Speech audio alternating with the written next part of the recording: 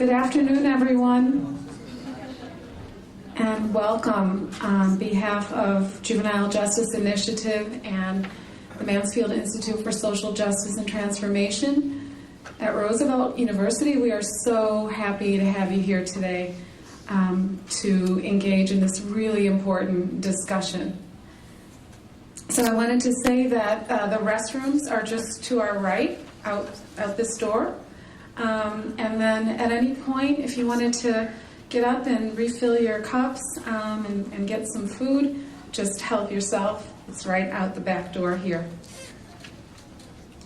So I'm Nancy Michaels. I'm the Associate Director with the Mansfield Institute for Social Justice and Transformation here at Roosevelt.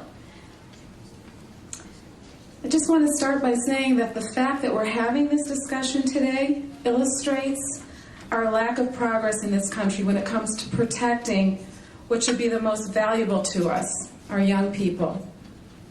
Our kids need all the protections they can get in a society that is openly hostile to them, and one that criminalizes young people at alarming rates, especially youth of color, as we prepare them for prison instead of college or productive adulthood.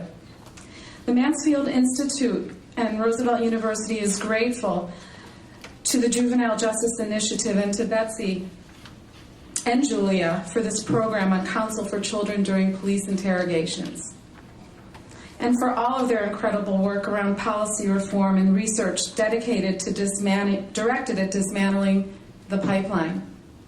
But most importantly, for all of the work that you do at JJI that in the end exposes our inhumanity and sends strong messages that we must change the trajectory from not caring about to loving our young people. So thank you for being here.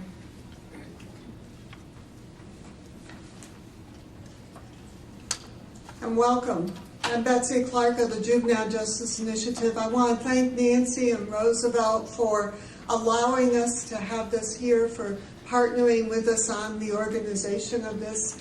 I want to say a special thanks to the Field Foundation for your support. Ari Pennick is here, and Rita Fry, my former boss at the Public Defender's Office and on the board of the Field Foundation. This is an extraordinary event, and I want to thank the Field Foundation for being willing to support this because it is very cutting edge.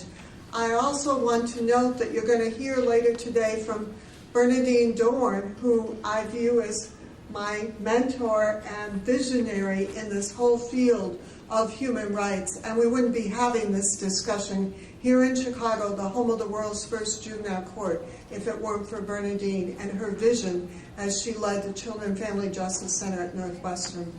There are so many people in this room that everybody deserves an introduction. It's just an extraordinary gathering. I thank you for being here.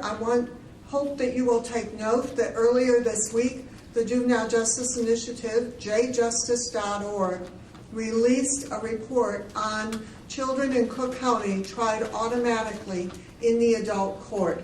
30 years of these policies of not giving them a lawyer at the station house, transferring them automatically, 15 and up, into the adult court, ending up 90% pleading guilty, no trial, and because of the guilty plea, no sentencing hearing, some lengthy adult sentences out of that, and no ability to appeal as well. It's time to end these policies. We stand way outside the rest of the world in these practices.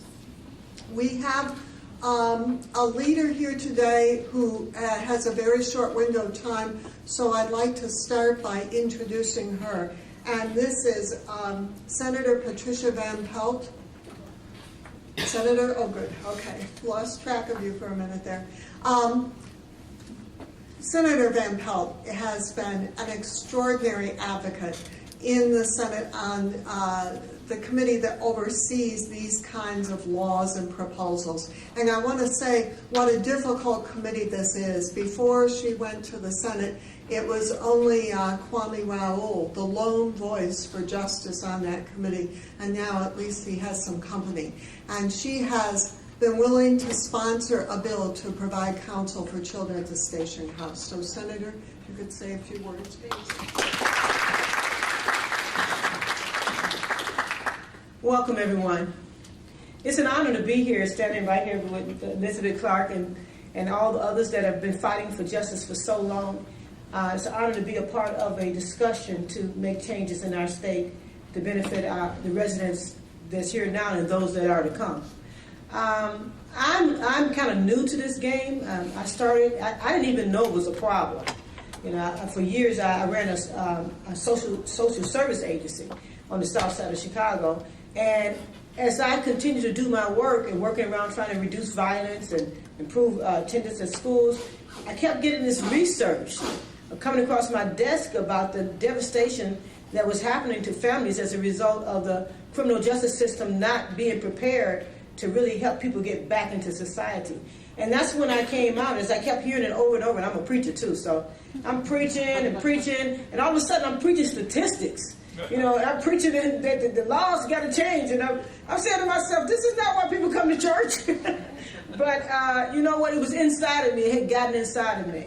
And I remember plainly one day waking up and getting an email from someone, because they would always send me emails about justice because they knew I was interested in it. And I had been fighting to make some changes. And I got this email, I was completely dressed, and it said there were more men in prison aged 18 to 34, black men in prison aged 18 to 34 than were in a working job on a specific day and time. And when I looked at that, I said more men in prison than were working, black men in prison than were working a job, age 18 to 34, at that specific time. You know what I did? I got back in the bed with all my clothes on. Because I said, what am I doing? I said, well, how did I think I was going to change this? This is too big of a challenge. I said, it's too hard. I mean, the little work that I do, how can that little work that I do really have a real impact on what's really happening to us? How can my voice even mean anything when you look at numbers like that? But eventually I got out of the bed with all my clothes still on. And you know, I began to roam around, and I found Elizabeth Clark. I found Danny Davis. You know, I found some of the other champions. I found Kwame Raoul. You know, I found Bernadette Dawn. I found all these people that were already fighting, and I realized that I did not have to fight alone. And it made all the difference in the world. And at that time, I had no intentions of ever becoming a senator. But when that time came and things began to come together, say, yes, this is what you're supposed to do with your life right now, and I ran for senator, there wasn't a team of wild horses from anywhere in the world that could have kept me from the Criminal Justice Committee. Because I felt like I need to be there so they can hear the voices of all those people that I hear on the inside of me every day when I wake up in the morning. So I want to just inspire you all to, open your ears and open your hearts, and don't let it be overwhelming to you, as it was to me when I first began to hear more and more and more. And sometimes you just want to go home and say, let somebody else take care of it. But we are that somebody else. In every generation, there are people, a few voices that rise up and cannot be silenced by critics, cannot be silenced by situations, nor how big the circumstances are or the challenges are. Their voices cannot be silenced. They're part of a continuum of history, and we are that continuum. So let us continue to amplify our voices, and let us not be afraid of all the information we get today.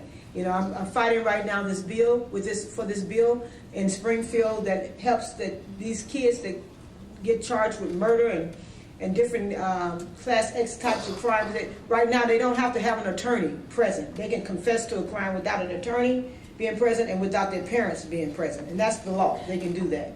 That bill came before the committee. My first year that I was in the Criminal Justice Committee, it came up before committee, and I felt like it was a no-brainer. Quite naturally, we all want our kids, right, to have an attorney or a parent present to make a decision about the attorney, but no, it failed. The bill failed. And the argument was, we want more convictions. We don't want anyone getting in the way of convictions. And I said to myself, I sat there with those men sitting in that room, because I'm the only woman. I said, these are good men, but they are ill-informed. So we have to do the hard work of educating our peers to move these policies forward. And I tell you, as long as there's breath in my body and blood pumping through these veins, I will be instructing and teaching and lifting up the voice of those that they have not heard. Thank you so much.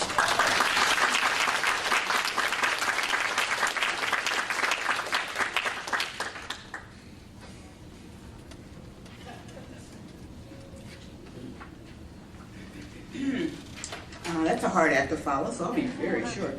I'm truly honored to have been asked to join in the opening of this very important summit, and particularly with such an esteemed group of nationally respected experts in the field of juvenile and criminal justice. But the Field Foundation, as many of you know, is a modest-sized foundation that, with its limited resources, have for years tried to respond to the compelling needs of the diverse communities of the Chicago area. In that vein, one of the things we are not as well known for doing, but we tout, is that we were the only in the city of Chicago foundation funding traditional public schools in the 1990s, and we still do that to this date along with charters. But we have an investment in public education, and we've tried to do that as best we can. As such, in responding to compelling needs, in 2008, the Field Foundation had both community violence and criminal justice as funding areas that it wanted to concentrate on. And last fiscal year, we hit a milestone in making $2.5 million in grants, the highest award for us. Said we were small at the foundation. And of that, 35% of that money, of those grants, went to the area of criminal justice and juvenile justice. So in that regard, we were happy to be able to lend support to organizations such as the Juvenile Justice Initiative, which has a tremendous, Betsy and her crew have a tremendous national respected track record with regards to addressing the challenges of the juvenile justice system. And you just heard the state senator talk about what those challenges are here in Illinois. The Field Foundation is happy to be a part of this, to be in a position to make a small grant for this the convening of this very important summit on the Counsel for Children during police interrogations. Betsy stole some of my thunder, saying our board member Rita Fry is here. Rita is the former Cook County public defender, so she brings a great deal of expertise to our board on this issue, and so we're very happy that she's here today. Again, Betsy, thank you for inviting us. I know this will be a very important and informative session, and we're just happy to be able to make it happen for you.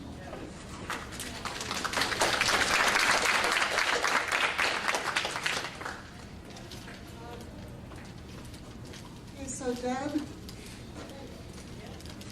next we're going to go into our first panel, and we have a remarkable human rights advocate who got up this morning and drove over here from Ann Arbor, Michigan. So she deserves a big round of applause just for that.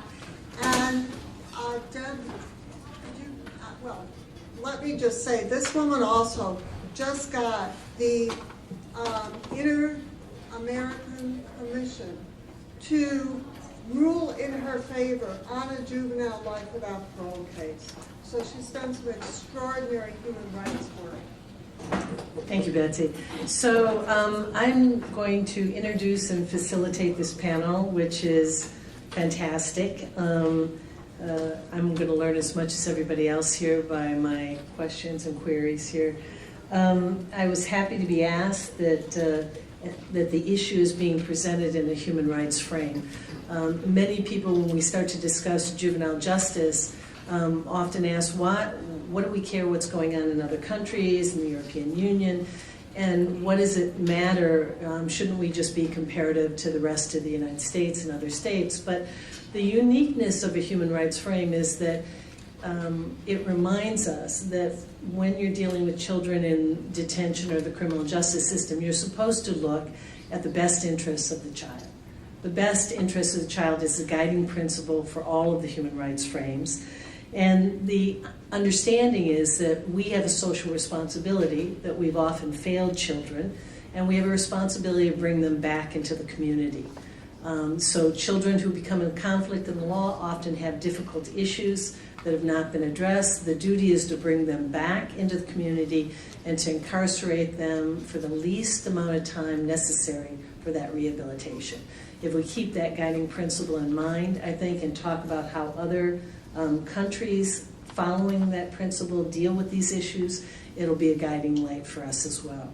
I'm happy to facilitate a panel with Jody Blackstock, who's the director of criminal and EU justice policy called Justice. I asked her to explain what justice is, and it turns out that really if you mush together the ACLU, the American Constitutional Society, and maybe Human Rights Watch all together, shake them out and get judges, lawyers, and academics that work on progressive issues of law under a human rights umbrella, you get justice, which Jody directs. I'm so pleased to be able to hear what her description of what's going on in the European Union. She has joint projects that include European arrest warrants, ensuring an effective defense, and inside police custody, a study of suspects' rights in 4 jurisdictions. She is also a barrister, which I always think of as a lawyer plus. She sits on the EU Law Committee of the Bar Council of England and Wales, the Executive Committee of the Bar Human Rights Committee, and Treasurer of the Extradition Lawyers Association. So she's going to enlighten us, not just on the EU. Turns out she's also qualified as a lawyer in Trinidad and Tobago, where she's practiced both constitutional and public law matters. Together with her is Bernadine Dorn, which probably half of the people at any conference will stand up and claim as a mentor, maybe 3/4. She's founding director of the Children and Family Justice Center, and formerly associate professor at the Northwestern University School of Law. She's also, right now, a lecturer at the University of Chicago, and she's written many books which are listed in the syllabus, but I think that most of us see Bernadine as crucial to bringing a human rights framework to these issues and to bringing to the forefront a multitude of issues on children and the justice system, which she's worked tirelessly for, and with so many successes in different areas that many of us just follow what she's doing as a guiding light as to what areas we should next begin our work on. So I'm really happy to facilitate.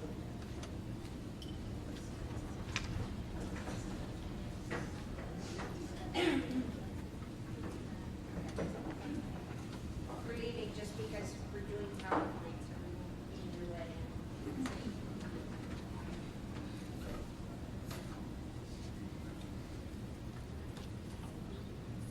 Okay, I'm just I'm not checking my text messages if you're wondering, I'm just giving myself a clock. I did get the watch for Christmas and I'm still not using it. So.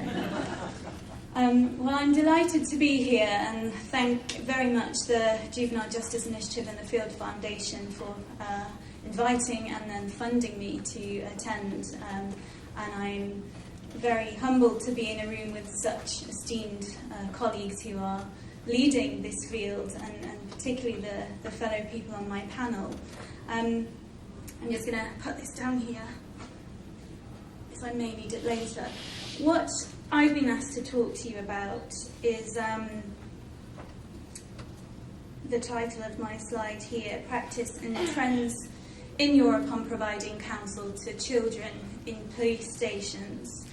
The reason I think I've been asked to do this is because of a research project I've been involved in, which Deborah alluded to, called Inside Police Custody, which I'll talk about in a bit, and also a pretty significant case for the UK called Peter Cadder, which brought in the right to a lawyer in Scotland, not only for juveniles but for all people.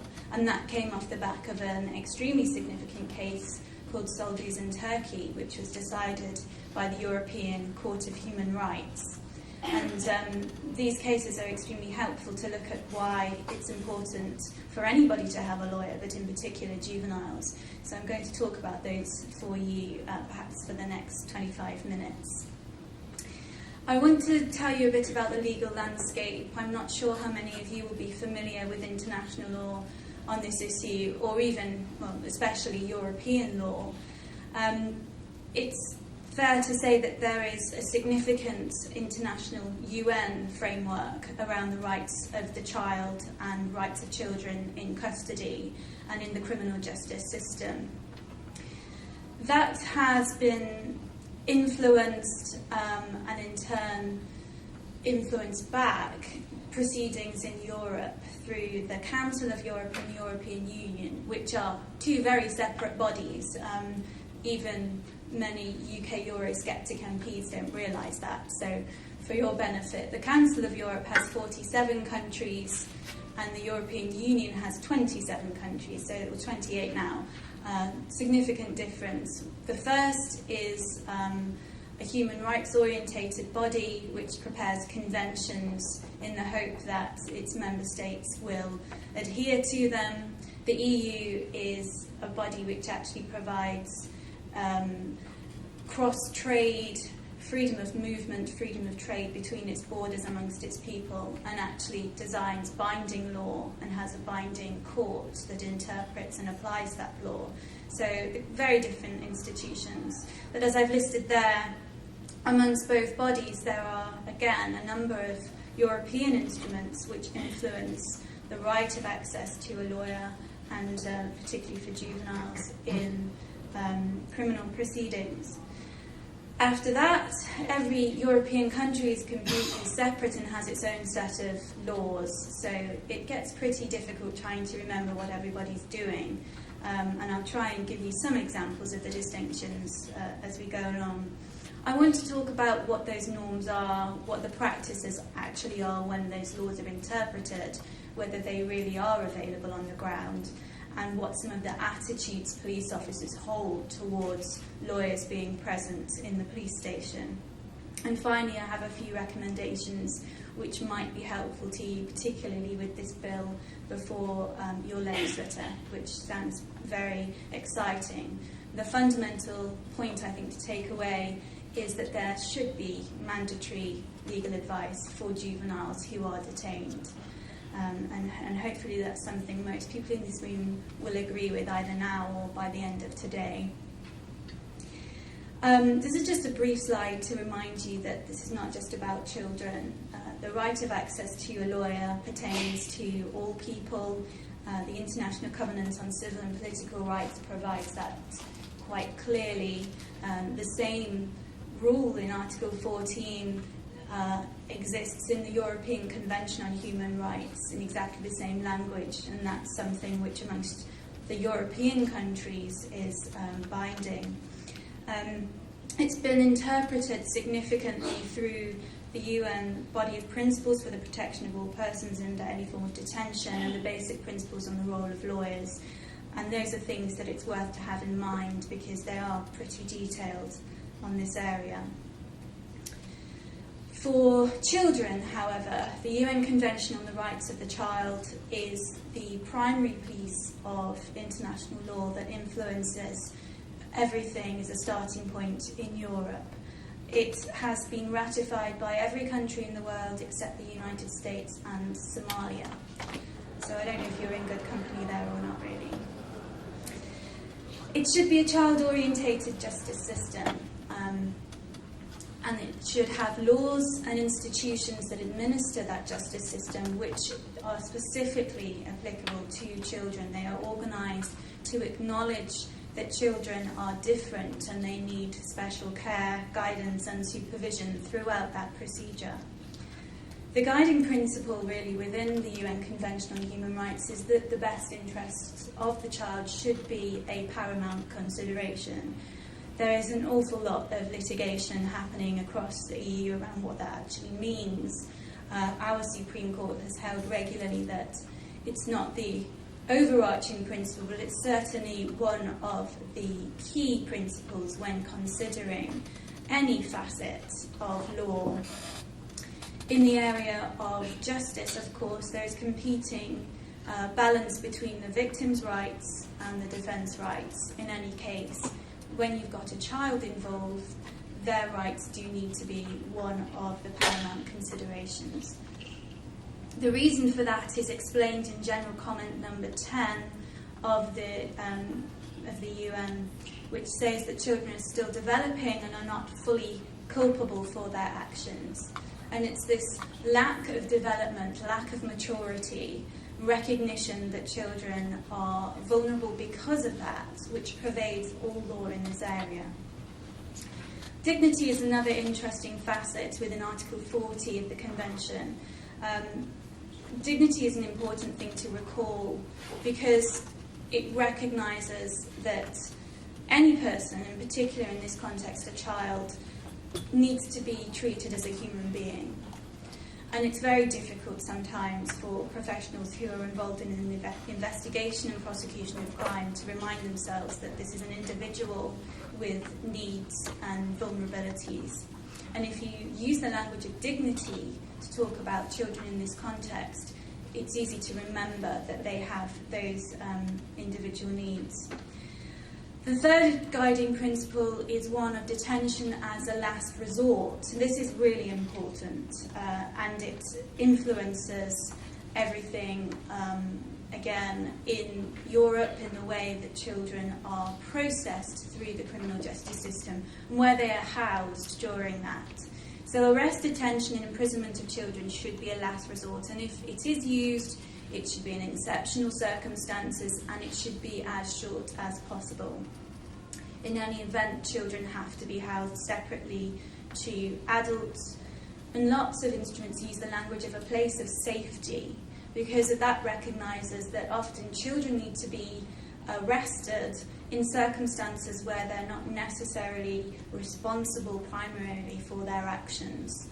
And if we talk about a place of safety to house them whilst an investigation is taking place, it reminds us that children ought to be kept safe from other people in detention who are older than them and who may ill-treat them whilst they're there, and also that the fact that they're involved in the justice system at all is a questionable circumstance. It's one which demonstrates a failing within that child's life, its early life.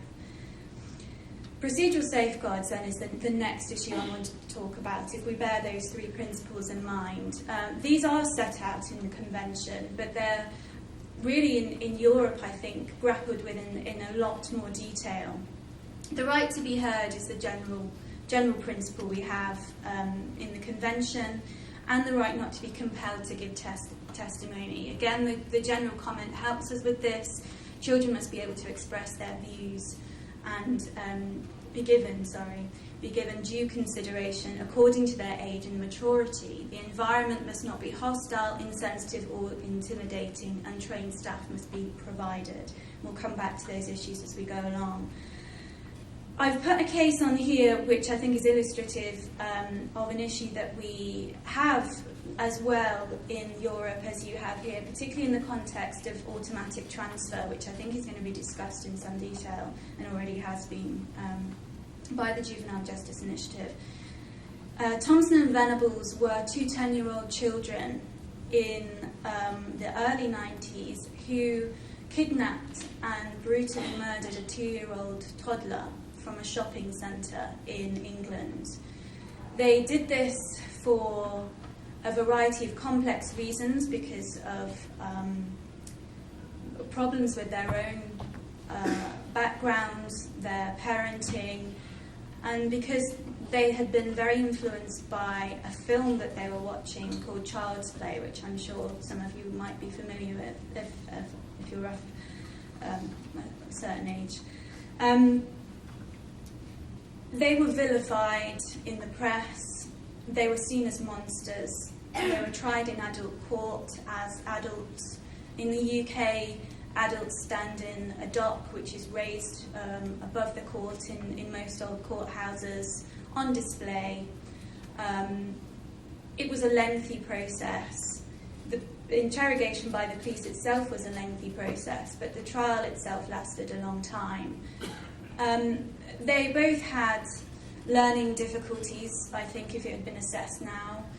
And the way they displayed during the process was completely removed from it. Often they giggled inappropriately, they looked vacant, sometimes they fell asleep.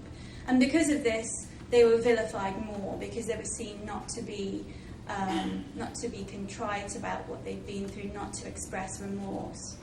And they were, obviously, they were convicted and sentenced to detention at Her Majesty's pleasure, which is what the only sentence available for murder in England. And that meant for life unless they could demonstrate they were rehabilitated and no longer a threat to the public.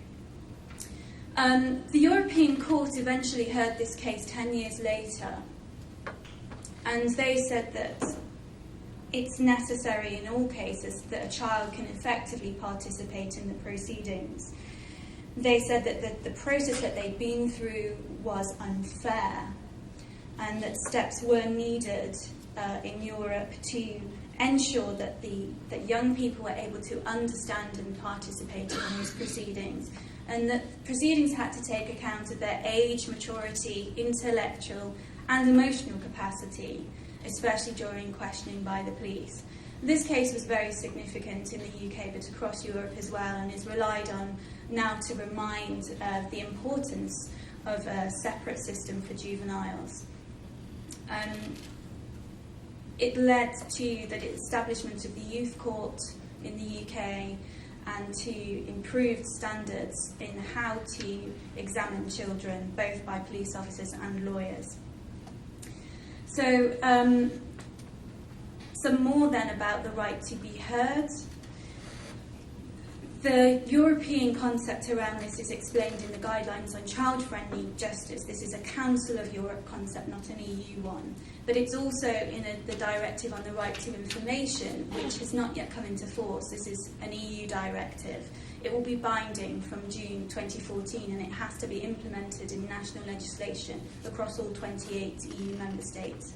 What that provides is that everybody needs to be told promptly in simple and accessible language what their rights are, why they're in custody, what their rights are whilst they're there, and to know the case against them. That's used. The language uses access to the case file, but it's to know what the evidence is against them.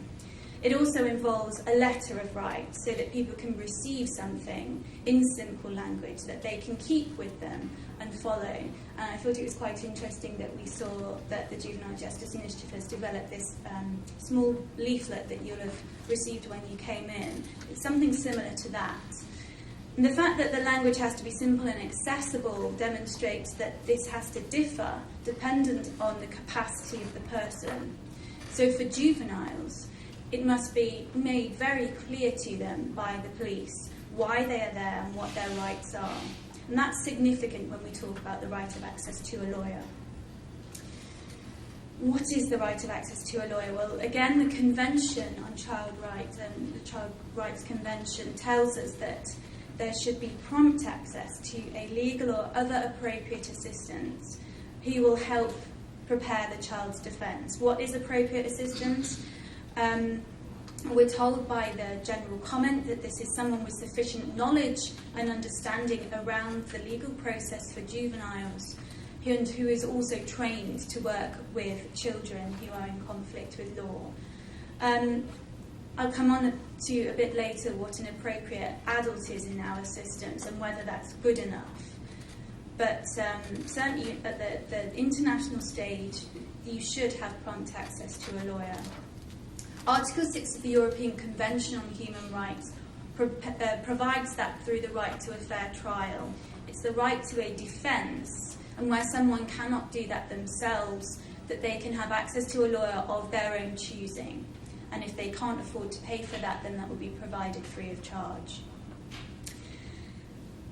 Article 6 has been enforced across most European countries for the past at least 40 years. Nevertheless, there are always violations of it before the Strasbourg Court, and there are significant facets of it which are regularly clarified by that court. One of those, as I said, is the Solders case. And this case talks about the fact that the right to a lawyer should exist from the point where someone is suspected of committing an offence. It's not just the right to a lawyer during your trial, but it should apply when you are arrested by the police and when you are detained in police custody. It also provides guidance on waiver, and I'll come to that in a bit. So, what was this case about?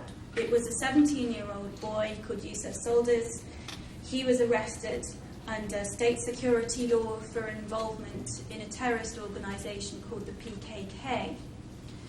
He was also accused on a separate occasion of hanging an illegal banner. The state security law at that time, although before the court gave judgment in this case, it changed, but at that time there was a systemic refusal of access to a lawyer in all state security cases. So there was a right to a lawyer, generally, but the way law had developed, and to a certain extent still is in Turkey, many offences were grouped under the auspices of terrorism. So the reality was that most people would have found themselves in the state security system anyway, and therefore not have access to a lawyer. Unsurprisingly, he made incriminating statements during police interrogation. He later said during the court proceedings that he had been ill-treated, he was beaten by the police, and he made his comments under duress. He was told to sign documents that he later retracted. He was only allowed to see a lawyer after he'd seen the investigating judge, so even the first judicial stage, he was not allowed access to a lawyer. The significance of this decision for you, if you were to read it, is that the court spends quite a bit of time first rehearsing the international framework that I just set out for you, the Convention on the Rights of the Child, the ICCPR, and the general comments of the UN committees about how these rights ought to be interpreted, and that influences the decision that the court comes to. It makes some significant comments. Hopefully you can read them there. The right of everyone charged with a criminal offence to be effectively defended by a lawyer is one of the fundamental features of a fair trial. The importance of this at the investigation stage is that evidence obtained during that stage provides the framework in which an offence is carried to trial. So there cannot be a trial unless the police obtain incriminating evidence. And often one of the ways that they do this is through confessions during interrogation. So what happens during that police stage is crucial for the progress of the case. The accused is particularly vulnerable given their appearance at the police station. They've been arrested, they're in a hostile environment per se. But the complexity of the law, what the police can do, how evidence is gathered, what they say, the significance of what they say during that stage is very hard for anybody to know unless they've had legal training. As the court says, in most cases that can therefore only be compensated if there is a lawyer present. The lawyer's job, amongst other things, is to ensure that a person does not incriminate themselves unduly. And it stresses the fundamental importance, as in this case where we had a 17-year-old child, that in these cases it is even all the more important to have a lawyer present. Goes on to say a lawyer should be provided as from the first interrogation, unless there are compelling reasons that will exceptionally justify why a lawyer ought not to be there. That may be, and there's been cases from this court previously that has said in instances, for example, of kidnapping where they're trying to find a child, where they think someone's life is at stake, there may be a reason to limit access, but that would be a very rare case indeed. It ultimately concluded that the rights of the defence will be, in principle, irretrievably prejudiced when incriminating statements are made during interrogation without access to a lawyer and are then used to obtain a conviction at trial. So the ultimate consequence of this case is if someone was interrogated without a lawyer, the evidence obtained had to be excluded from the trial evidence. It caused a significant effect across Europe, which is surprising because perhaps you would interpret Article 6 of the Fair Trial, the European Convention on Human Rights, the right to a fair trial, automatically to include this right. But as it transpired, across a number of member states, the right of access to a lawyer in police detention was simply not available. Even more surprising to me, as a lawyer from the Bar of England and Wales, where we had the right of access to a lawyer for some 30 years already, was to find out it was not available in Scotland, one of the countries that makes up the UK, very close to our border, and where people cross the border all the time. In Scotland, until the Peter Cadder case, which I was involved with Justice as an intervening party, it was not possible for the first 6 hours to have any advice from a lawyer at all. Only then, when the person was charged with the offence, were they entitled to legal advice, by which point they'd already made their incriminating statements. Peter Cadder was a 16-year-old boy, and he had an altercation on the street where he caused injury to another person, was arrested, interrogated, made incriminating statements. This went to the High Court in Scotland, and the High Court said our law is fine. We give access to a lawyer during the trial. We tape record our interrogations. We allow judicial oversight of the trial proceeding. What's the problem?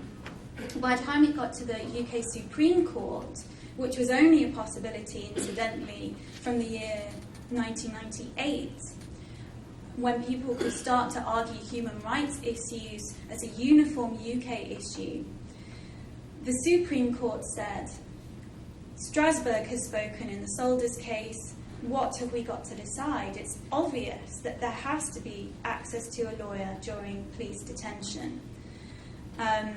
In particular for juveniles, this is clearly all the more important.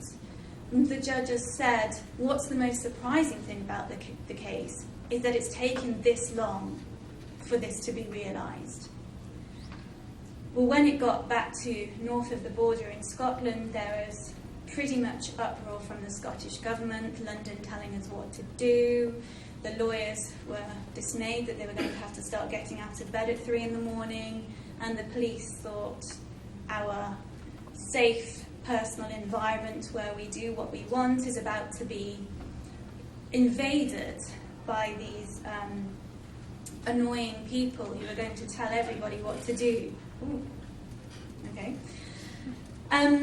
The EU's response to it as a body came up with legislation. The Directive on the Right of Access to a Lawyer brings that right into force from the point of arrest to final appeal. It brings in particular rights about when someone can waive as well, and I'll show you that slide in a minute. This directive comes into force in 2 years' time, in November 2017, so 3 years. My maths is always terrible. That's why I became a lawyer, not a mathematician. It also is, at the moment, going through Brussels, this instrument on the directive on a proposal for procedural safeguards for children, and I want to talk about that right at the end. That is a really significant sea change for Europe, and hopefully will be helpful for you in your work around this area here. First, I just want to give you some attitudes, because I think these will sound familiar to you. There's been a lot of research in England and Wales. As I said, we've had the right of access to a lawyer for 30 years, so huge amount of research done about what they do in the police station where there is no independent judicial arbiter. And it's fair to say, in all common law countries, even civil law countries that we have in the EU, the police process, the investigation, is not organised to have a role for lawyers in it. It is about investigating the evidence against an accused person and finding sufficient evidence to put them on trial. When a lawyer starts to get involved with that, they are naturally going to interfere with the process. There's nothing that can be done other than interference. And as soon as the police accept that, and lawyers and police start to work together to understand each other's roles in the process, that is when it becomes more acceptable and positive as a process, and where suspects actually start to receive their rights.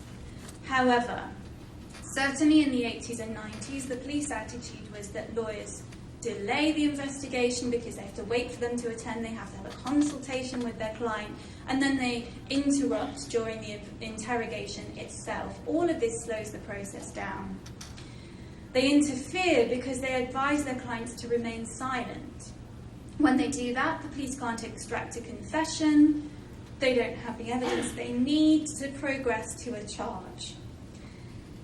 There is also an interesting perception that because lawyers, they assume they were happy to help people who they assumed were guilty of a crime, lawyers themselves are infected by that and seen as the bad party, rather than someone who's actually just doing their job. Reality, the research that came out to counter that at the time was that actually in 6% of cases in some research in the 88, which was incidentally conducted by the Greater Manchester Police, only 6% of cases did lawyers interrupt. That was furthered by further research a few years later, where they found 70% of lawyers remained silent through the whole interrogation. And when they did intervene, it was usually to clarify something. It wasn't to object to the process. What was an interesting finding was where the police actually engage with the lawyer, they explain why the person is there, and they give them something to go on in order to advise their clients. It's an easier process. There is no reason for them to interfere and to obstruct the interrogation. Very concerningly, as well as the finding that rarely the suspects actually maintain their silence, even if they've been advised. They will always, in almost all cases, answer some questions. And once they start to answer some questions, the police have very extensive and detailed tactics about how to get them to open up more. So if a lawyer isn't doing much in the interview, you then got to question the effectiveness of their assistance at all. The research that I've been engaged with inside police custody followed this up as a result of the Salters case, and we looked at what happens in England and Wales, France, the Netherlands and Scotland. Scotland is a separate jurisdiction, as I say, because of what it was doing around the right of access to a lawyer, and it only coming into force because of Peter Cadder. Interestingly, there was a distinction amongst police officers of age. Those who are older, had been around for longer, seem to recognise the value of the right more. However, younger officers who are coming into the force, very target-orientated about finding resolution to their investigation, saw it still as an obstruction. They accepted this was a right provided by law, but they thought that victims had less rights than suspects, and they didn't see it as a positive right overall.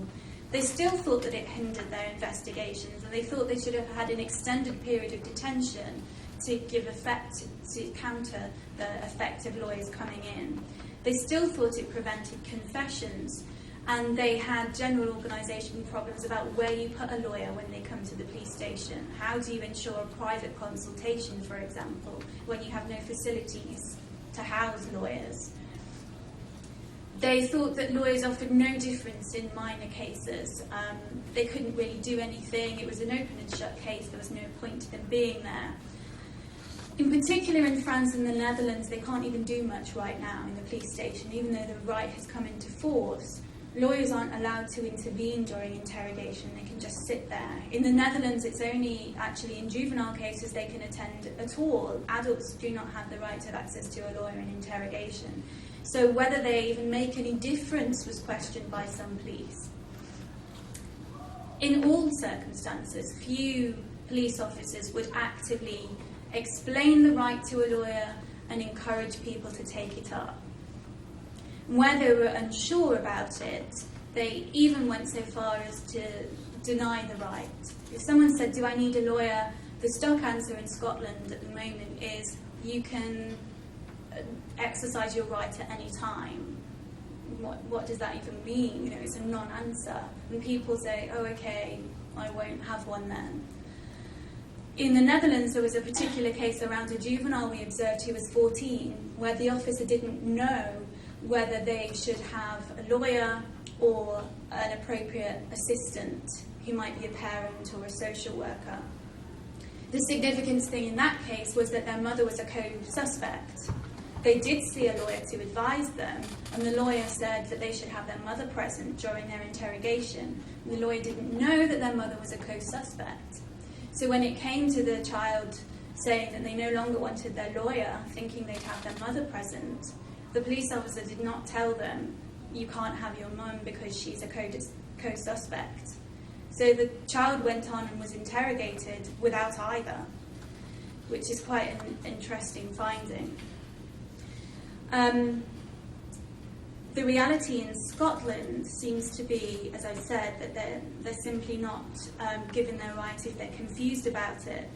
But interestingly, most police officers in Scotland think that lawyers aren't even attending. They think they're just going to advise them to remain silent if they do. One lawyer said they should have on their voicemail, just say nothing, because that's all in his opinion, lawyers do, which is a real shame, because I think we all know that they do much more than that.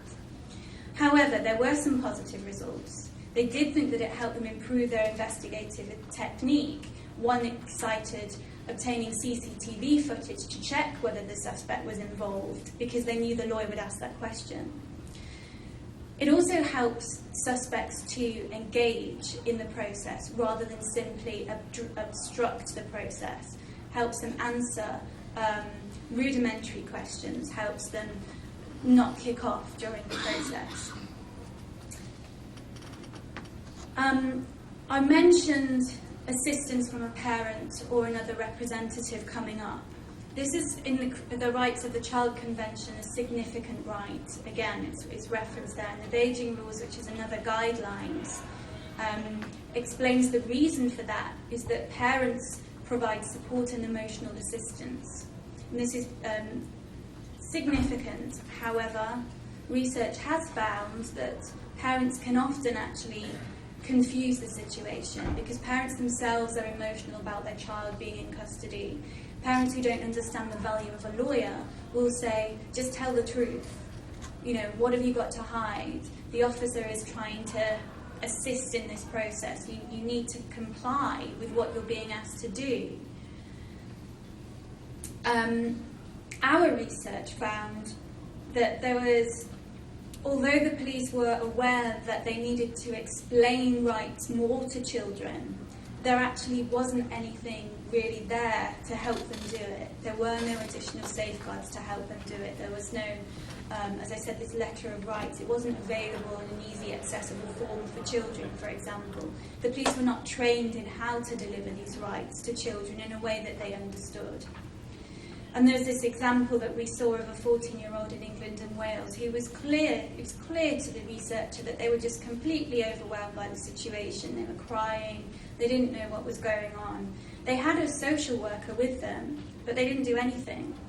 And the police officer who was delivering the rights to this child said after the event, this is typical of what we receive with these appropriate adults. They just hang there, they don't never say anything at all.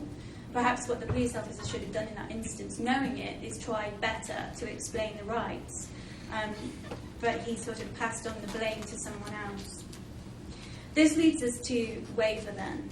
Waiver of the right to a lawyer. If children aren't understanding what's happening, if their appropriate adults aren't necessarily helping them to understand what's happening, should they be waiving their right to a lawyer at all? Soldiers did comment on this. And the other cases I've listed were also Strasbourg cases which came after Soldiers. To be effective, a waiver must be established in an unequivocal manner, and it must be attended by minimum safeguards commensurate with its importance. That means verifying, checking the understanding of the child of what their right is, asking them to repeat back what their right is and why they might need it. Panovitz in Cyprus, another child, 16 on this occasion, suspected of murder, I think. This case re-emphasised why the right to a lawyer was important for children and that they should be present during interrogation. But it offered more in relation to waiver, especially for children. This could only ever be accepted when all reasonable steps are taken by the authorities to verify their understanding. And that's really significant.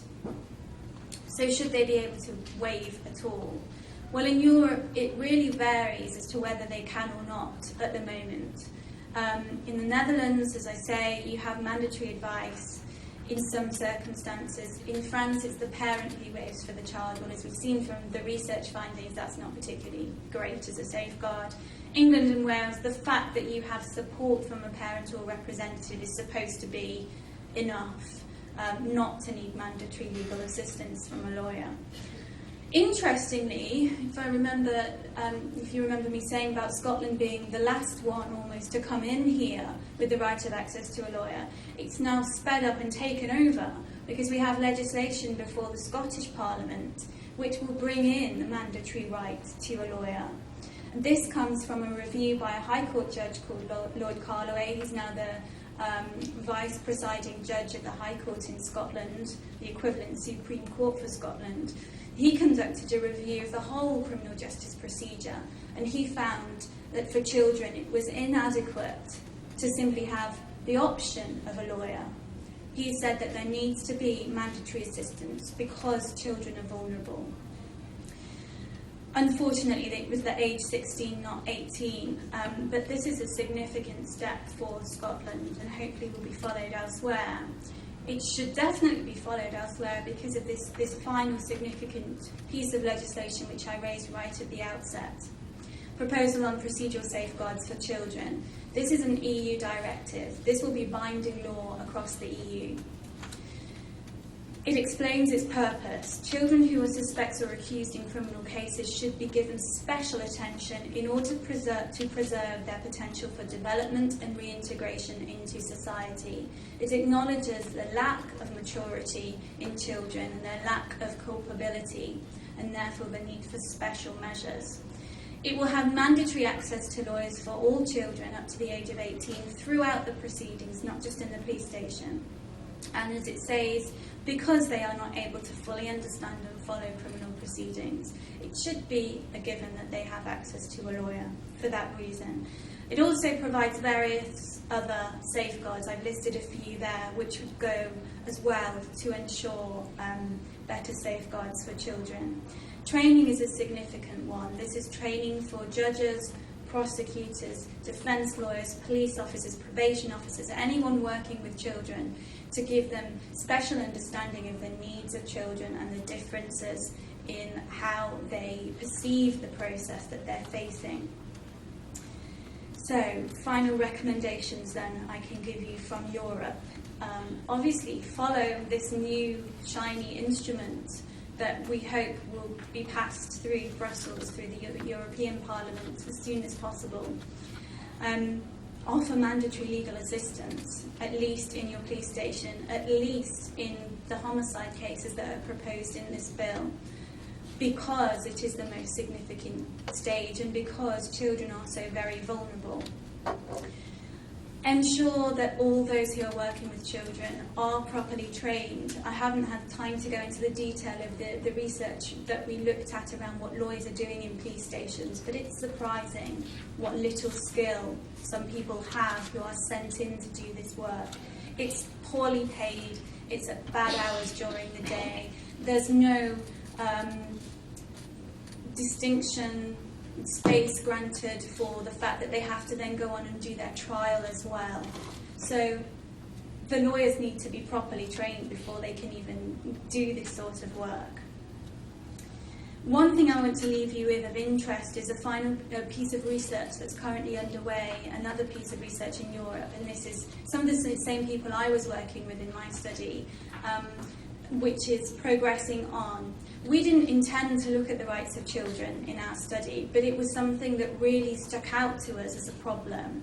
And so this research will follow up on what rights are available for children during this significant stage of police custody. It's in Belgium, England and Wales, Italy, Poland, the Netherlands. So it covers a range of jurisdictions across Europe. The website there gives some more information, and hopefully that will provide some further assistance to anyone who's trying to promote access to a lawyer for children here in Illinois for you. So I'm sorry I've taken a bit longer than intended, but quite a bit of information to get through. Thank you.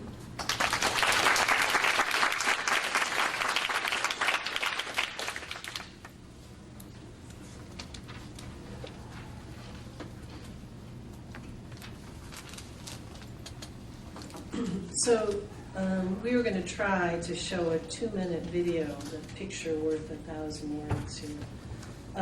Just to put this in context,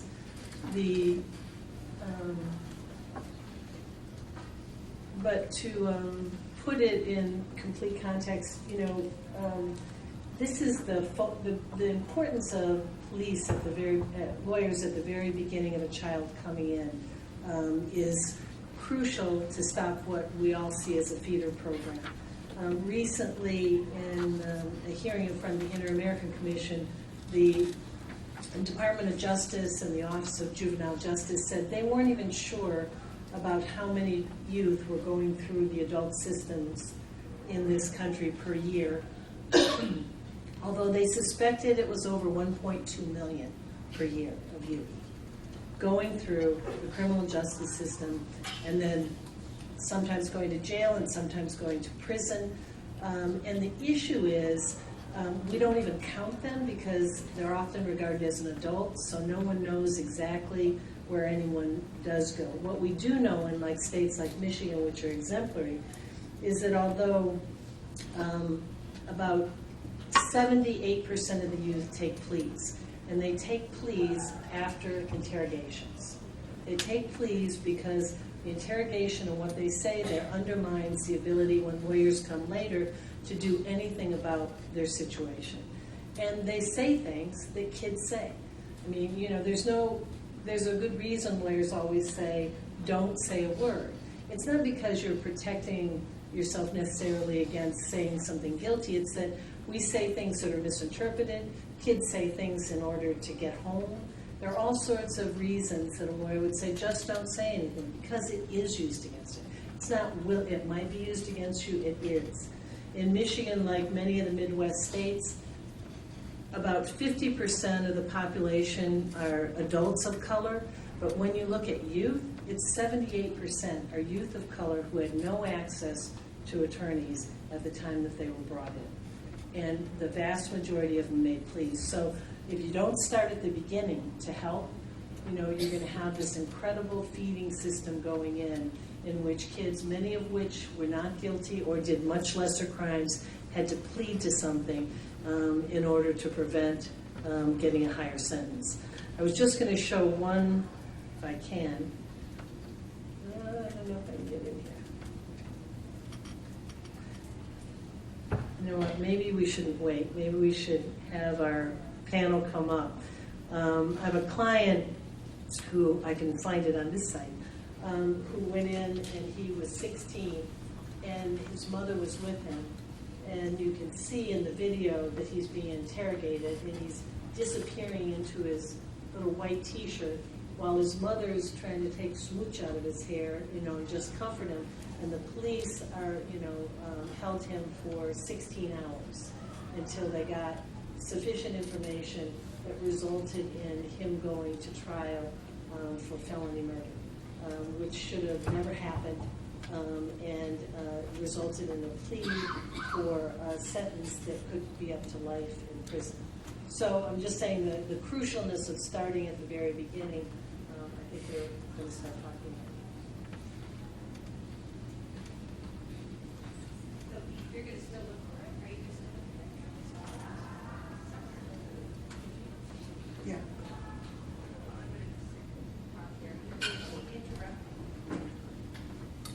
Oh, you need to. Let's turn it off for a minute, can we? Yeah. Should I just close it? Can I close it, Deb? I'm afraid of these things.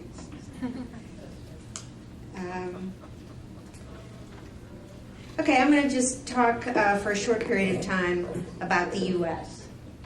Oh, I don't know how to close it. Everybody's going to look there instead of look at me.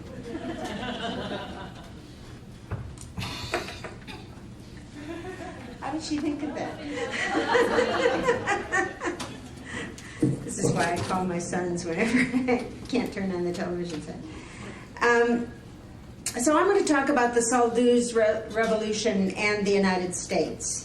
But I just want to take 1 second to recognize the incredible people who are present here. I know many of you weren't yet in the room when we did that, but just want to recognize Randolph Stone, and Rita Fry and Edith Krieger and Betsy Clark and Bev Lavelle, all of whom are really heroes of youth justice. And really, if you have a minute during break, go introduce yourself to them and find out why, but you'll follow their lead. So as you just heard, in 2008, not quite a while ago really, the European Court of Human Rights decided 2 cases that are transforming how criminal and juvenile justice work and really upending centuries of practice of police and prosecutor practices. In France, after the Soldus decision, lawyers streamed into police stations to represent suspects in custody because thereby leading the results of the Soldus case to be described as the second storming of the Bastille. In other words, police have had a free hand with suspects for centuries, and they're used to that, and they rely on that, as do prosecutors. Ironically, both of these cases in the European Court of Human Rights, as Jody just mentioned, involve police interrogation of children, but the court made a decision that applied to both children and adults. Kind of a sweeping, interesting expansion, one might say, of their jurisdiction. And so the decision in these cases does not rely, the way the United States Supreme Court has been doing, on youthfulness of adolescence, on child development or brain development, or on the particular vulnerability of children. That's what we're doing. That's what Jody's doing. That's what we're doing now, is applying this and elaborating it using our process of reasoning as well. But it's worth noting that the Soldus decision does apply to both children and adults. The decision is that suspects have a right to consultation with a lawyer before and during police interrogation. So the era of confessions as a gold standard of evidence in criminal trials, if not over, is dramatically tarnished in Europe. 2 points must be noted at the outset. First, in Europe and in most of the world, there is no routine or almost even ever transfer of children from juvenile court to adult criminal court for trial and, more importantly, in a way, for sentencing. Thus, the U.S. remains an extraordinary outlier in this practice of having so many children go into adult criminal court, in violation of the Convention of the Rights of the Child and in violation of the International Convention on Civil and Political Rights, which, by the way, is the one the U.S. has ratified, though with some reservations. The UN Human Rights Committee in Geneva, sitting in Geneva, which implements this important core treaty, the ICCPR, just issued its 4th report on the United States. So these treaties exist out of the UN here, and each of the treaties has a committee charged with implementing the rights embedded in that treaty. Some of the committees don't do much, to be frank. Some of the committees do a great deal of work. We're fortunate that the Committee on the Rights of the Child is one of the most energetic, most intellectually enterprising, and the most up-to-date in its reports and in concluding observations. But even though it's kind of a mild measure by at least my law student standards, they always think, what does reporting have to do with it? But every few years, the country who has ratified the treaty has to appear before the committee saying how they're doing. This is how we're living up to the treaty obligations in the United States. And remarkably, I think, in the human rights domain, one of the innovations, really an invention that nobody anticipated in the drafting of these treaties, is the idea of shadow reports. And shadow reports really came to life in the 70s, 60s and 70s and 80s as a kind of a grassroots mobilization and a grassroots movement. It was invented from below. And the idea was these countries can't just go make a report from their government and lie to the treaty over in Geneva.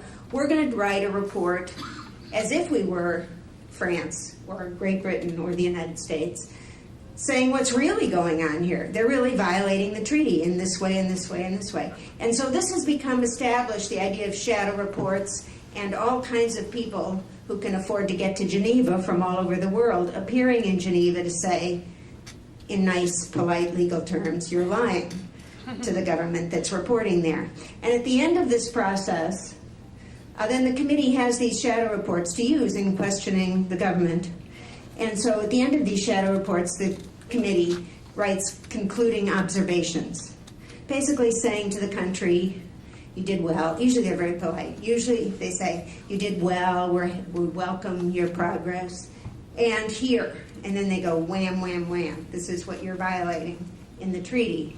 And we expect when we see you next in 5 years that you'll have remediated these violations. So it gives really advocates tools. It's that simple. And if we use them, good for us. If we don't use them, I think we're throwing away one of the tools in our tool chest. So the meeting that just happened in Geneva had lots of advocates, human rights and grassroots advocates from all over the United States there, talking about a wide variety. We weren't there, Deb, right? Were you? Was anybody in the room there in Geneva? Chicago sent a lot of representatives. So anyway, among the concluding observations to the United States, there were many about police violations, about torture, about the mass system of mass incarceration in the United States and racism. But one of the sentences in its concluding observations just this month says, the U.S. should also ensure that juveniles are not transferred to adult courts. End period. Not exceptions, not anything. So this is something for us to use if we'd like. Second point I want to make is that the groundbreaking work of Professor Steve Drizin at the Center for Wrongful Convictions of Youth at Northwestern Law School is hard to underestimate. Hard to overestimate. He has exposed the unreliability of confession evidence, particularly confessions obtained from children and adolescents, but also for adults. And he has exposed it along with other evidence, like eyewitness evidence. So many of the things that police and prosecutors have relied on, literally for hundreds of years, are now being revealed to be unreliable evidence. Okay? Illinois, of course, is ground zero for this work of exposing the unreliability of confessions. Because after a decade of litigating, organizing, investigating, exposing, and agitating, the wrongfully convicted men of Illinois' death row have been released and vindicated, and the Illinois death penalty has been abolished. Applause? Are we glad? Yes. It was a mountain. It was a mountain, and I think it's something we should be proud of, and we should look back at and analyze how it was done, who the actors were, and what came together to achieve it. Because I think the other challenges that we face in criminal and juvenile justice are similar, and we should learn from this kind of, it's sort of horrible that we're in a situation of celebrating a victory like that, but I think it was an enormous victory. And we might note with sorrow the death this week of Reuben Hurricane Carter. Do you guys know who he was? So, who stood up for his own rights when falsely accused in prison, and then devoted himself to working with Illinois prisoners and activists all over the country. And I recommend looking at his obituary for inspiration and excitement. One of the things about noting the wrongful convictions, I think, is that it's important not just for the individuals who are wrongly convicted, but in a way it's more important because it has revealed how many criminal convictions and juvenile convictions and plea bargains are based on unreliable evidence. And that's what's our field today. It's often shocking for my law students to watch the video I show usually, not the one that Deb was going to show, which is the video of the interrogation of Michael Crow. This is something you can Google, not now, but afterward, and look at, because there's many versions of this interrogation. But the original documentary footage of two police officers interrogating this 14-year-old boy who confessed after days of interrogation to the murder of his younger sister, Stephanie, is really something to see. This is not the third degree. The police officers don't ever touch him. They don't push him. They don't even put their hands on him. But they basically, by holding him, by leaving him alone, by not letting him have access to his parents or to a lawyer for days after a traumatic and tragic circumstance has happened, are able to get him to confess. How do they do this? The most simple way is that police officers are allowed to lie. They're allowed to deceive. They're allowed to say anything they want that's not true to a suspect. And I believe that this amounts, particularly in the case of children, but also of adults, to deception and coercion. So they told Michael Crow, for example, that they had found his blood in Stephanie's bedroom. They left him alone to ponder this. They insisted they were only trying to help him. They told him that he could not contact his parents. They asked him to imagine how he might have killed her, and then to write an apology to her based on that idea of how he might have killed her. And then to consider saving his damned soul by confessing, even as he continued to reiterate that he had, and sobbing, that he had no memory of killing his sister. Or we could remember, and this you also could Google, the 1989 case of the Central Park joggers. Any of you, the older people here, will remember this case, right? The 5 youth accused and convicted of raping and beating into a coma the jogger, a white woman, a Wall Street investment banker, who was running in Central Park one spring April evening. The 5 African American and Latino youth who were arrested the next day, or later that night, confessed on videotape after a night of aggressive interrogation. They repudiated their confessions immediately, but they were tried, convicted on the basis of their confessions of rape, sodomy, sexual abuse, riot, and assault, one of them of attempted murder, and all were sent to prison. There was no forensic evidence linking any of them to this assault. I just told you what the charges were. So it's hard to imagine that after charges like this, there would be no forensic evidence, okay? Rape, beatings, almost to a pulp, into a coma, 5 assailants. No blood, no semen, no hair samples, no flesh, no DNA evidence. That should be an alarm bell, right? If there's no forensic evidence in crime like this. The blood-soaked victim, the semen found inside her and on her sock, produced no match to any of the 5 youngsters. There were only their videotaped confessions, period. This case was sensationalized in the media. It was black and white, male and female, Wall Street versus Harlem, law-abiding adults versus barbaric youth, heroic woman versus feral beasts. This is the language that was used in the news media, not my language. The establishment versus black teens, order versus terror, human versus animal, thoughtful versus mindless. However, long after the disappearance of the Central Park jogger headlines, there was another confession. It was 13 years later. The confession came in the form of a letter to the District Attorney of Manhattan, Robert Morgenthau. It was written from a New York State prison by Mateus Reyes, a 31-year-old serial rapist, convicted for multiple rapes and 1 murder. His MO, his method of operation, was gouging out the eyes of his rape victims. Reyes raped a woman on April 17, 1987, in the same area of Central Park, just 2 days before the Central Park jogger rape and assault. A rape crime that went unreported to the defense in these youth trials in 1989. Reyes underwent a religious conversion in prison, where he briefly met one of the Central Park jogger defendants, young Carrie Wise, and wrote a letter confessing that he was the sole perpetrator of the Central Park jogger rape and assault. Reyes' confession was backed by DNA evidence 13 years later. And the youngsters, of course, were then considered by some innocent. In fact, one of the interesting things about this case is that the state's prosecutor in New York found after a year investigation that this letter from prison was correct, forensically correct.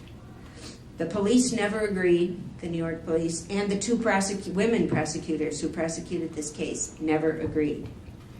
These 5 youngsters spent between 7 and 13 years in prison. Their lawsuits seeking compensation for wrongful incarceration are still pending all these years later. Now with the new mayor of New York, Bill de Blasio, we are anticipating that these cases will be settled soon. Partly we're assuming that because Martin Tankleff, another youngster who spent 17 years in prison for the murder of his parents, though he was innocent, just settled with the city of New York. So what rights of children are we talking about here? What rights are being violated? I just want to note that these are human rights. They're also constitutional rights in the United States. One of them is the fundamental right to a fair trial.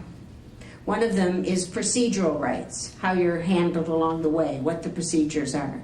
Another is arrest rights. Another way to say it is access to justice. Another is the right to counsel. With the right to counsel, in the first case in the United States, first constitutional case that found children were constitutional people, was back in 1967 in Ray Gault. But the question was always, when do you have the right to counsel? It was assumed that this meant at trial, because before that, children went to juvenile court and to trial with no lawyer, right? Because the juvenile court was considered to be a friendly, child-loving place. So it was a breakthrough to have a right to lawyers for children. But the question of when you had access to that lawyer is what we're now talking about. So let's leap forward to cases today. Consider the case that was just decided last month. U.S. versus IMM. Children's cases are often just in the form of initials to protect their confidentiality. This was a Ninth Circuit case in the west of the United States, throwing out the confession of a 12-year-old boy who was convicted of sexually touching his 5-year-old cousin in the presence of a 4-year-old cousin. There was absolutely no evidence other than the confession of the suspect, 12-year-old boy, who, by the way, reads at a second-grade level, and the court testimony of the other two tiny children. Because the police are allowed to lie, to deceive, to make false promises, to lie during an interrogation, one of the two police officers in this case questioning the 12-year-old boy was wearing a gun. The police, in this case, kicked the mother out of the interrogation room and then told the 12-year-old child, himself a victim of sexual abuse, who had witnessed his own father trying to kill his mother, that his grandfather, the person this boy calls dad, had just sworn to the police that he saw this child suspect molest his cousin. That was a lie, but the police are allowed to say that in the process of interrogation. Judge Reinhardt on the Ninth Circuit and the panel on this case ruled that when and whether a child is in custody and given his Miranda, decided the case, overturned the conviction, based on when and whether the child was in custody and whether he was given his Miranda warnings about his right to remain silent. But the case really shows the folly of permitting this kind of interrogation of children without a lawyer responsible lawyer, competent lawyer, in the interrogation room. So in the United States, we still have a test called the totality of the circumstances to assess whether or not a confession is voluntary after the fact, to determine whether the confession has been coerced. But our advances in the area of child confessions and the research showing the dangers of false confessions by children require us now to consider alternative strategies. So where do we need to advocate here in the U.S. without the totally transforming precedent of Soldus and the European Court of Human Rights? I have 6 suggestions. One is we should videotape all interrogations of children, all interrogations of children. It's not costly anymore. They already have the equipment set up in police stations. It should just be done. Then we can at least see not just the final confession, but the whole process of questioning and interrogation. And if necessary, so can a jury. 2, and it also, by the way, and this is why police agree to it in some states, it protects the police from false accusation of certain kinds of coercion and browbeating and torture. 2, we should ban police from lying to child suspects. Probably for adults too, but let's, for the purposes of today, talk about children.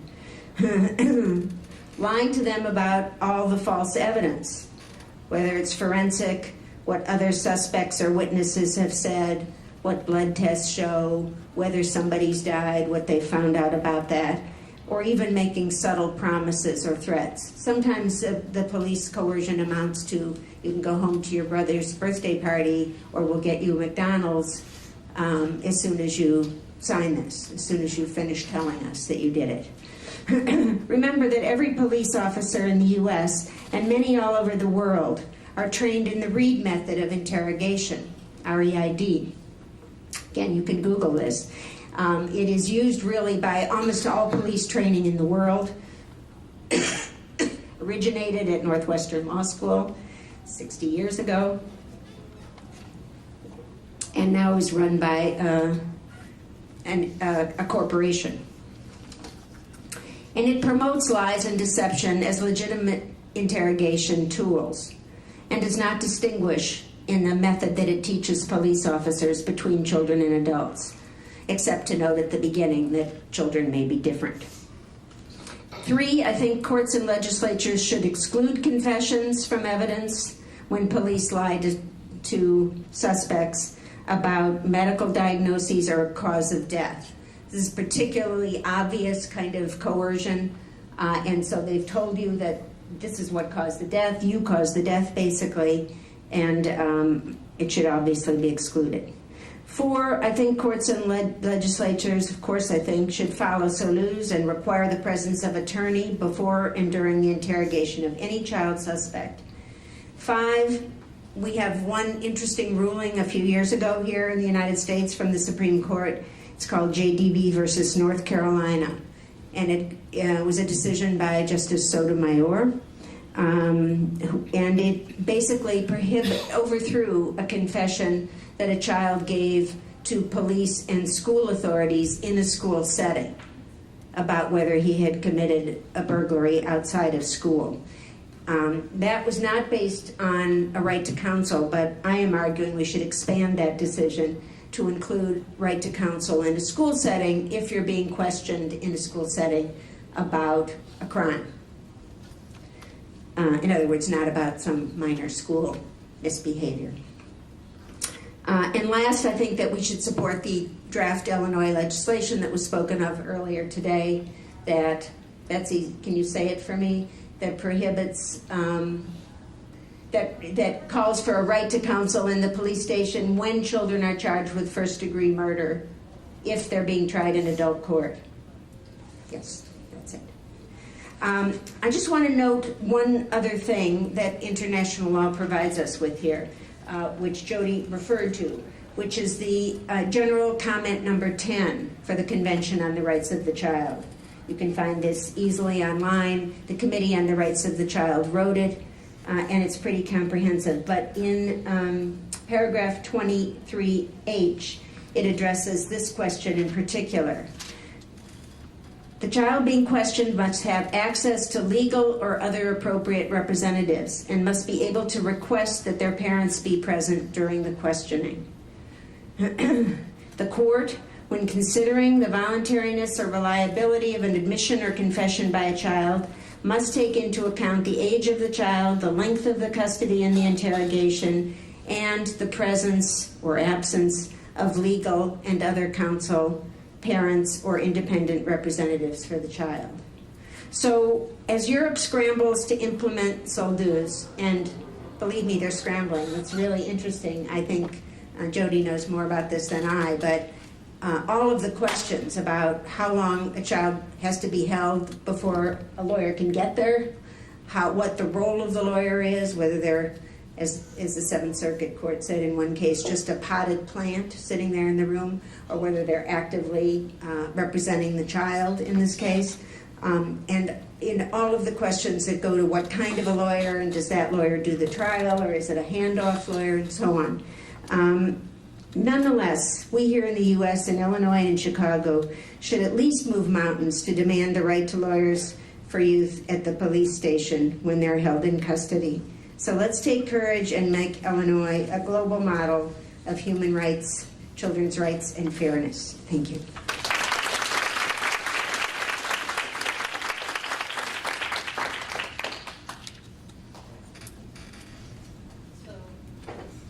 So I'm going to ask a couple of questions, and then, because we have so many people in the audience that have their own skill and knowledge level, I think we'll open it up for questions. But one of the things, and you mentioned Steve Dreisen's work, and one of the things that always stuck with me was that part of the problem with children is they, in order to maintain their sanity, they deeply believe that the system is fair and that adults treat them fairly. And so you have children, he would tell stories of children who would say, well, yeah, I said I did it, but I wanted to go home, and I know they'll figure it out later that I didn't do it, because adults and the system works. But I wonder if you could both talk a little bit about, if we're going to talk about a distinction for children, what other things that you think are unique to children that require that a lawyer, not just a parent, but that a lawyer be there at the very beginning?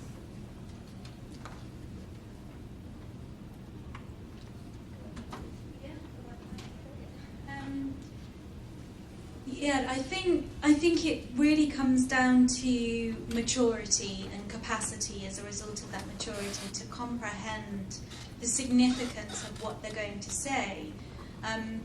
We know that young people do not hold the same capacity to understand the significance of their actions, and the same issue pertains to what's happening to them during police detention.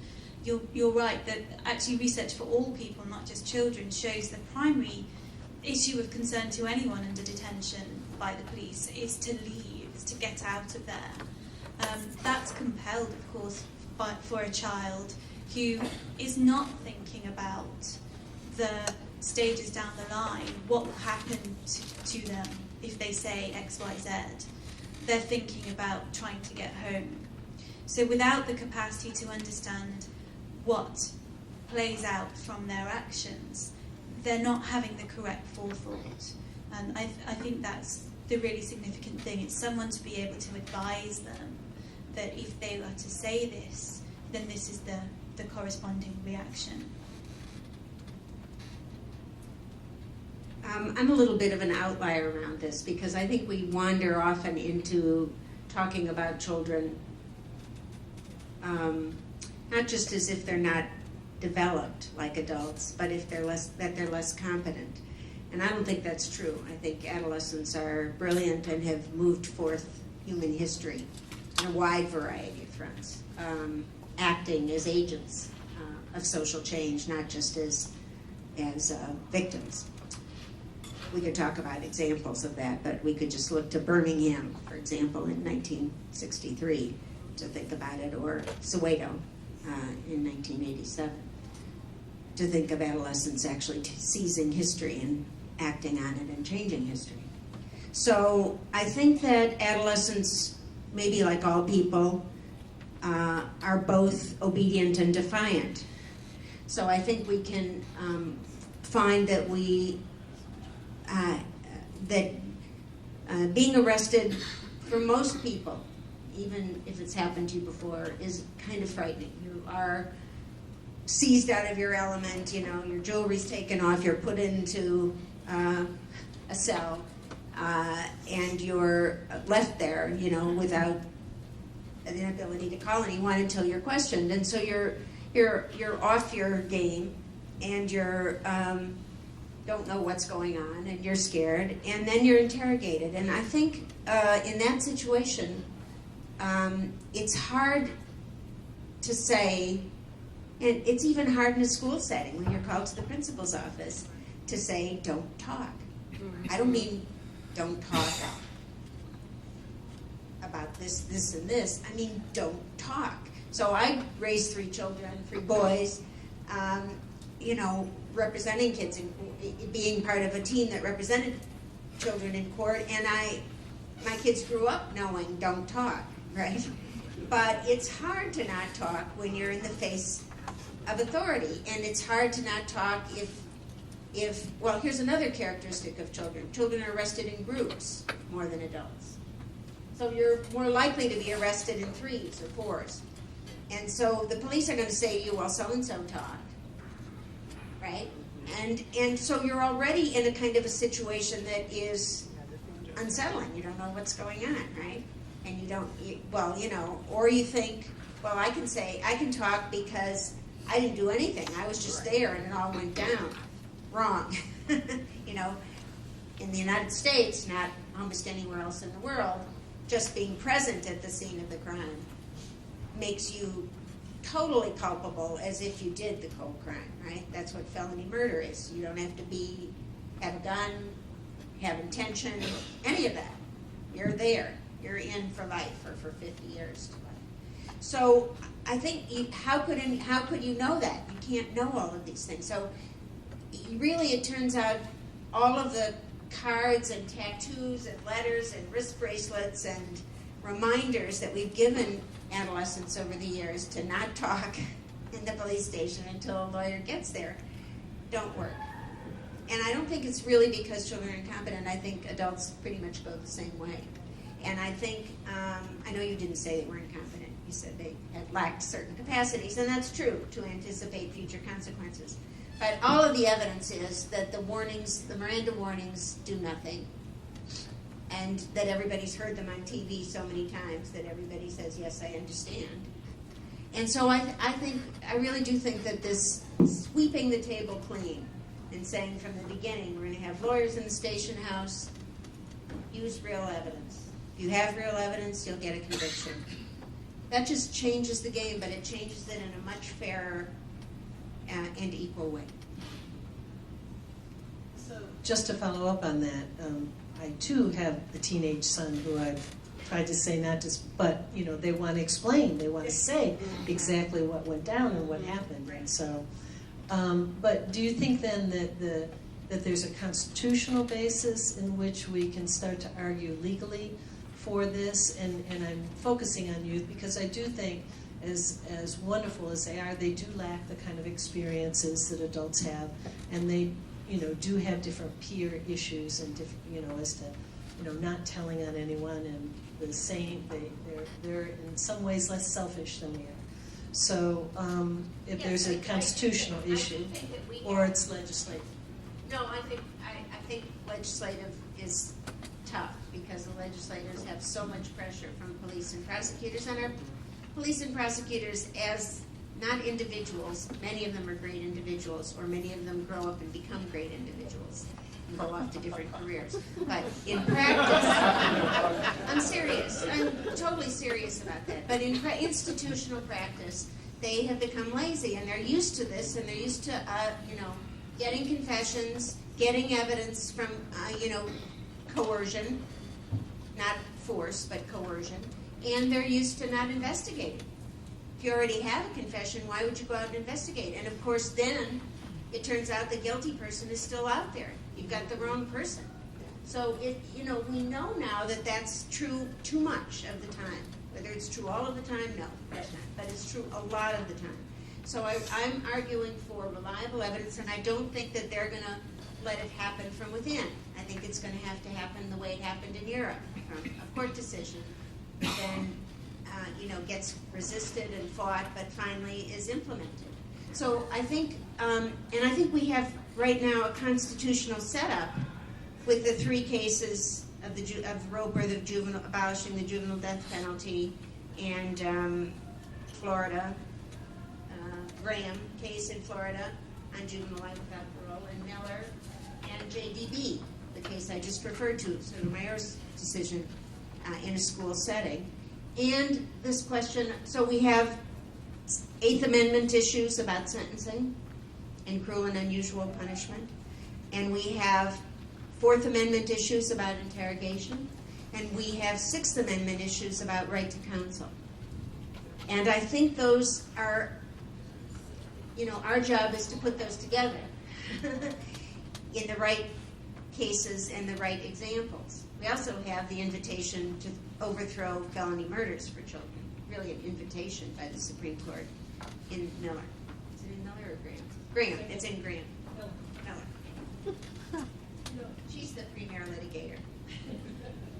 I was just thinking, I know we're pressed for time, but I wonder if there are any questions in the audience. And I also think if there are people out there who are engaged and are oppositional to this, the reasons, I think these are our children. So I think that we should be able to have some fair and frank discussions, even from those people who feel that, this isn't the right way to go. We do know about false confessions of kids. We do know kids are different. The Supreme Court has talked about how precautionary we should be to ensure their rights above all others in some ways because of their child status. So if there are questions or if there are concerns out there, now would be the time to ask and have some frank discussions about this. Are there any questions? Any questions? I don't need a microphone. Hello, my name is Jasmine. I'm AmeriCorps Vista with First Defense Legal Aid. And I was just sitting here listening, and I agree with the majority of everything that's been being said. And we also have solutions because at First Defense Legal Aid, we provide people with free lawyers as soon as they do get arrested or detained. And I have some of those cards that I would like to pass out until we do and are able to implement it into the actual jail systems. This is one way that and the only way in Chicago, that you can get free access to a free lawyer as soon as you or someone you know is arrested or detained. So as they keep talking, I'm just going to pass the cards out. We also have a fundraiser coming up, so you all can just keep supporting the movement in the right to counsel for juveniles and for anyone in Chicago. Excellent. First Defense Legal Aid is an outstanding organization. In many ways, we could say it's a pilot case of what it would be like if we had lawyers in the station house for everybody. And they do great work, and you might want to volunteer with them. I might. For instance, if we were to put lawyers in station houses, which I think would be a good idea along with social workers, Shayna Jackson, Loyola Law student 2L, how do you think the reception by the actual officers would be? Do you think, because I have talked to a few police officers and I'm trying to understand how they feel about having to come to court a lot, and sometimes they feel like lawyers are undermining their actual job, like they're trying to get people off the street. And I feel if we put lawyers in police stations, then it's going to come across as we're trying to undermine their job. So what would be the way we would bridge that understanding to let them know that we're not trying to stop them from doing what they're doing, or we don't believe that they're competent, but that we're actually there to help them be able to find the right people to prosecute in court? Yeah, it's something we looked at in the study that I was involved in. I should say about that we had researchers for 8 months sitting in police stations watching what happened in the delivery of rights by both police officers and lawyers, and the recommendations that we make for training for both police officers and lawyers is really around them understanding the value of these rights, these procedural safeguards, why they're important, and why it's important for both police and lawyers to understand each other's role, and the fact that they're both undertaking an important service. And I think if police can begin to appreciate why it's so important for suspects to have their constitutional fundamental rights, whichever country or in whichever label you use for that, then they can appreciate that actually it will enable them to get the best evidence they can. Because what police officers are trying to do is find the culprit. It's no good getting a false confession, the ones we've just been talking about here. If they've got the wrong person, then the person who's committed the crime is still out there.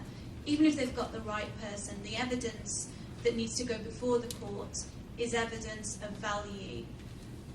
And if you're in a position where you're having to coerce people to obtain that evidence without legal assistance, you're only obtaining poor evidence. The experiences in England and Wales has been that this process has now happened. We're at a point where, as I say, yes, younger police officers still feel that they are inhibiting their job. I think there's always going to be that underlying concern. But what police officers now see is the value of the job that the lawyers do. They assist them in the particularly serious crimes by creating a kind of legal safeguard for police officers as well, because they can demonstrate that there wasn't coercion used in obtaining this crucially important piece of confession evidence. They act as a conduit, information exchange. There are values to having a lawyer there, and that's really come across. It's taken perhaps 10, 15, 20 years to get to that stage in England, so I'm not saying it's not going to be the problem. And the interesting thing about Soldiers is seeing exactly the same process happen across Europe, the same attitudinal responses from police and lawyers about each other's roles. It's really interesting. And it just seems this is a process that has to be gone through. But the thing that the state can do, and what law associations, what leading police bodies can do, is provide that training so that the fundamental steps are there to understand the point in the first place. I think that's critical. Yeah, I think we have to be in that process, and I think it's going to be difficult. I think police are going to resist it as an institution, even though individual police officers, former police officers, they say, will understand it from a different point of view. In France, for example, there had been a law, practice was the garde à vue, right, which allowed the police to detain people for 2 days without charges. And so, you have these kind of practices. It actually isn't police officers' job to get people off the street. That actually isn't their job. So, that sounds like, I know they use that language to say we're getting the bad guys off the street, but that's not the law, right? They have to have evidence. They have to have more than reasonable suspicion to stop them, to question them, to search them. So I feel like these rules are in place for a reason. And if we just look at how racially skewed the criminal justice system is, if we just look at drug laws and what we now know about who's arrested, who's incarcerated, who's searched, who's prosecuted, who's given the sentences. So now we're in an amazing situation. Did you see the news today and yesterday? So the Justice Department has appointed a new pardons board to review only federal, drug cases and drug sentencing in the United States, because it's been, an abomination, right? The shame of human rights and the shame of the world when you're looked at it, because African Americans were prosecuted at 10 and 15 times the rate of white people possessing the same drugs. So we don't want that. And I think many police don't want that, actually, but they were part of the cogs that led us to this system. So sometimes we really need, I think, change from another system in order. I was going to add to what I'm saying, so we put cameras in the interrogation room.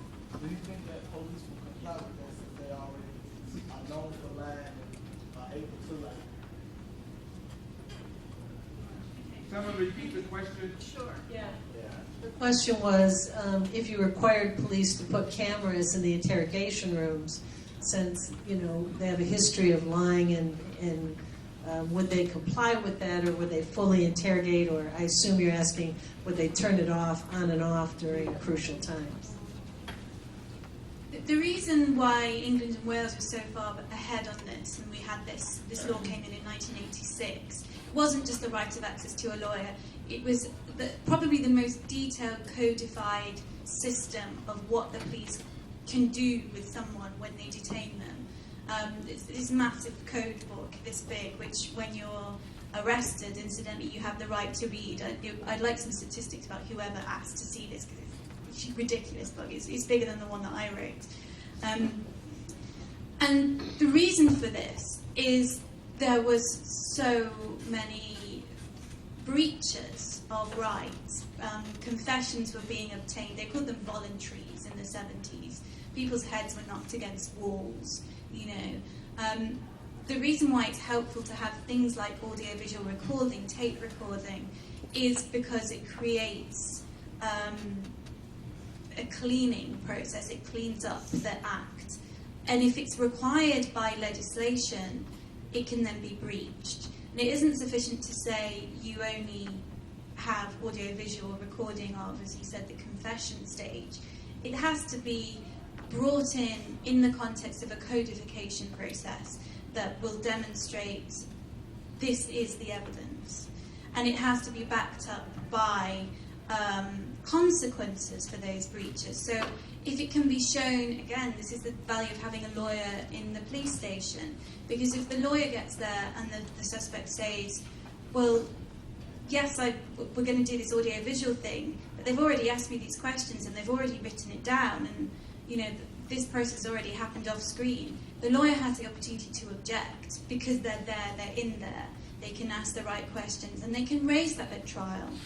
And it then requires the judge to exclude the evidence. So it needs actors at all stages to actually enforce these rights. Surprisingly, Illinois has a law that requires the police to turn on videotaping in, is it adult only? I think adult and juvenile. Help me out here.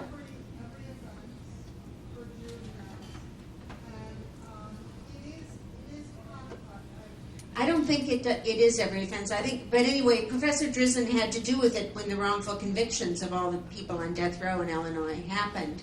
This was passed, and the police were required to videotape the full interrogation and confession in homicide cases, and they did. They do, and if they don't, then the confession cannot be submitted to court. That's their, so they want the confession on tape so that they can put it into court evidence. Otherwise, it's not that useful to them. So they do comply. They thought it was going to be too expensive, impossible. Of course, it's not expensive anymore. We all have video cameras right here on us. And they do. But only in a very tiny, limited number of cases. That's the problem. I think we can take one last one. What do you think about the issue of whether or not one part of the solution to this would be sanctions against police officers and prosecutors for violating their oath of office in wrongful conviction cases? So if I can just repeat that for those who can hear. The question is, what do we think about sanctions against police officers who violate their oath and are exposed eventually in wrongful conviction cases? Is that fair? And prosecutors. And prosecute. Oh, and prosecutors. Prosecutorial misconduct. We don't have necessarily the same litigation approach as you do in the States here to sort of sue everybody for everything. But we do have a law on prosecutorial misconduct, and it's used rarely. But when it's used, the stigma that would come with someone who is disbarred or worse, actually put through the court themselves, is extraordinary. And again, going back 30 years for what happened in some police cases where evidence was clearly shown. I mean, it's not like this doesn't still happen. There's still cases where it's shown that the evidence has been obtained through illicit means. That comes out in court, and it's enough for their reputation to be destroyed by the court in the trial showing that this has happened. They will be removed from office by an internal disciplinary process. I don't know, maybe in your system it would be more helpful for that to be done through a civil process as well. It probably can't hurt, I suppose. I mean, there's been a lot of talk about prosecutorial misconduct, a lot of it in the New York Times over the last year or so, as There have been example after example after example of egregious prosecutorial misconduct, withholding evidence. The worst I've seen is someone having to step down, but no real sanctions against them. And in Detroit, we recently had a federal judge who was hearing an innocence case in which part of the evidence was when he was a former prosecutor that he had committed prosecutorial misconduct, which actually his colleague, another federal judge, found was true. And other than him being shamed a bit, he's still sitting as a senior federal judge and complaining about, that the restrictions on prosecutors tie their hands, so he shouldn't have had to do it in the first place. So, although, yes, I think it would be really important, the immunity and impunity in which they act is not helpful to our system. I'm not too optimistic. I think it would be great. I know Jody's had experience in Texas in death penalty cases, so she knows, some seedy side of American criminal justice. And I think it's shocking when you look and see, I can't remember if it's never that a prosecutor's been convicted, but I think it's never.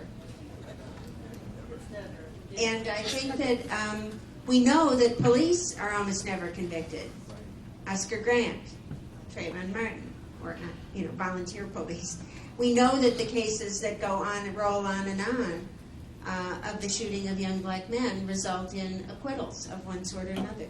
So I think, or the beat Oscar Louima, or beatings and torture of people in police stations. So we have but I think because our system is so racialized or racist-sized, we have a particular history here of impunity that is quite shocking to the rest of the world and quite shocking to human rights tribunals, actually. So I don't think we should rely on expecting these systems to reform themselves, but I do think change does happen when they're put to it. I think we should expect resistance and we should persist, and I think there's good reason to do it. And I think the worst thing, I hope this is the worst thing for prosecutors and police officers here, I don't know, but if you have worked a case up all the way to court and it collapses because you got a confession by false means, I would hope that in itself causes so much damage to your career that you wouldn't do it again. Am I being naive? Yes. Does this happen all the time? Okay. Wow. Okay, in which case then I think getting people sued and removed from office has to be the primary way to deal with this problem. Maybe we should have lots of people from England come and sit in our police stations and courts. I want to thank Bernadine and Jody. It's great. I've learned